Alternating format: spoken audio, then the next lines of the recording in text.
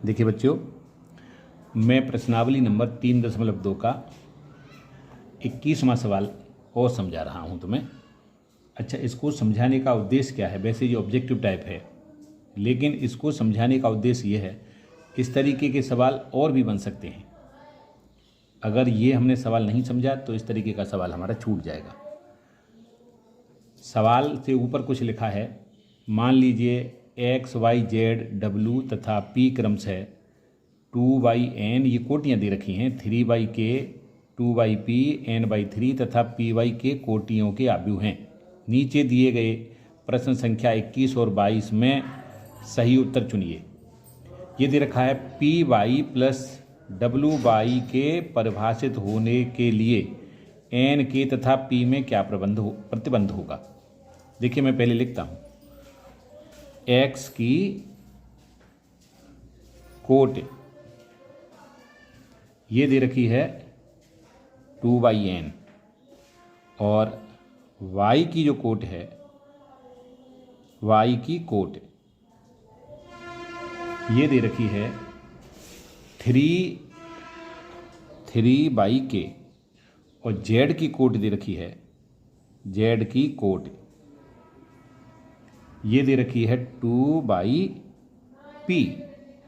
देखिए, यहाँ पे ये p स्मॉल लिया जाएगा और w की कोट है, ये की लिखा है मैंने, और w की कोट है n/3 और जो p है यहाँ ये p कैपिटल लिया जाएगा, की कोट ये दे रखी है p/k, ये p यहाँ पे स्मॉल लेना है। अच्छा, तो फिर ये कहा है उसने आगे क्वेश्चन नंबर 21 में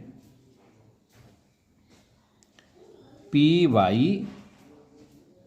तथा wy के परिभाषित होने के लिए, अगर ये परिभाषित हैं तो n के p में क्या संबंध होगा, संबंध पूछा है।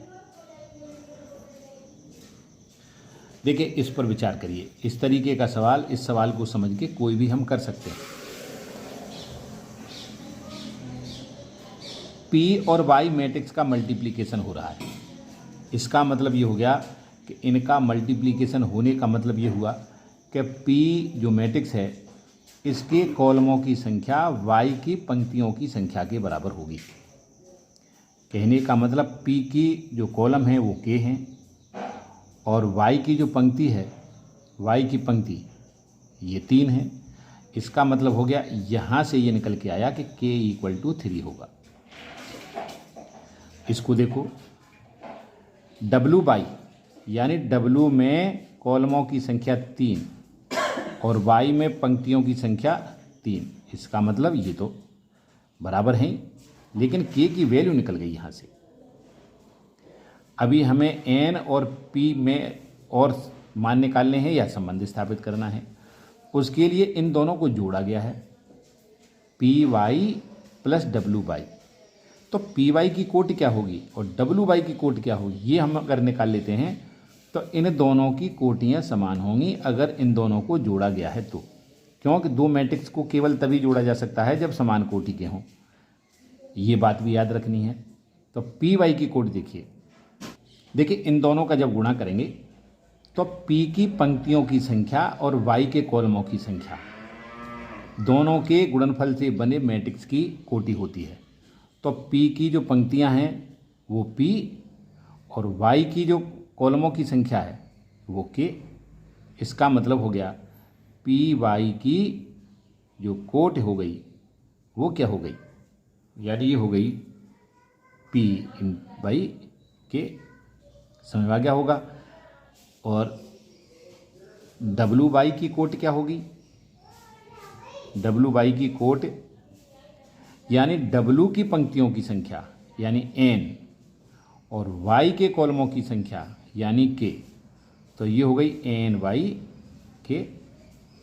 देखिए, ये जो अभी मैं तुम्हें समझा रहा हूँ इसको बड़ी ध्यान से सुन लीजिए मेरी बात को और इसको सीख लीजिए। इस पर तुम्हें सवाल मिल सकता है 1 नंबर का कम से कम। k का मान रख दिया, k का मान रखने पर, क्योंकि हम निकाल चुके हैं, k का मान रखेंगे तो ये हो जाएगा तुम्हारा p/3 और ये हो जाएगा n/3। देखिए इन दोनों को जोड़ा गया है, इन दोनों को जोड़ा जा सकता है, इसका मतलब ये जो कोटियां हैं ये समान होंगी। लिखेंगे प्रश्नानुसार, यानी p/3 = n/3। ये बराबर कब संभव है? जब p n के बराबर हो, तभी तो ये संभव होगा। इसका मतलब रिलेशन हुआ k = 3 और p = n। ये रिलेशन बन गया। देखिए इस तरीके के और भी बहुत सारे सवाल तुम्हें मिलेंगे, लेकिन ये जो सिद्धांत हमने समझाया है इससे सारे सवालों को कर सकते हैं। प्रश्नावली अगली शुरू कर रहे हैं। जो अगला टॉपिक है उसको समझिए।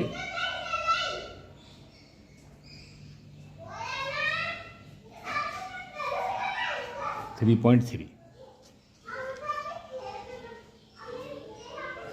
इस प्रश्नावली में हम डैश पढ़ेंगे, इनवर्स ऑफ द मैट्रिक्स, यानी हिंदी में इसको कहते हैं परिवर्त आव्यूह। अब हम पढ़ेंगे परिवर्त आव्यूह,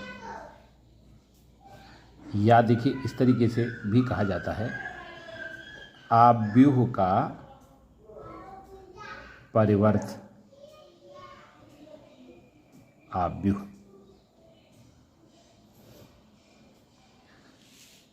मैं एक उदाहरण लेता हूं। एक मैट्रिक्स दे रखा है -1 2 3 2 4 1 6 1 2। इसका हमें परिवर्त आव्यूह निकालना है। परिवर्त आव्यूह, इसको हम डैश लगा करके प्रदर्शित करते हैं। ए का परिवर्त आव्यूह निकालने का मतलब हो गया ए डैश याद करना। जो ए मैट्रिक्स है, कहने का मतलब जिस मैट्रिक्स का परिवर्त आव्यूह याद कर रहे हैं उसकी जो रो हैं उनको कॉलम बना दिया जाएगा, जो कॉलम है उनको रो बना दिया जाएगा। पहली रो को कॉलम बना दो पहला, यानी -1 2 3। देखिए ये पहली रो है, इसको कॉलम बना दिया।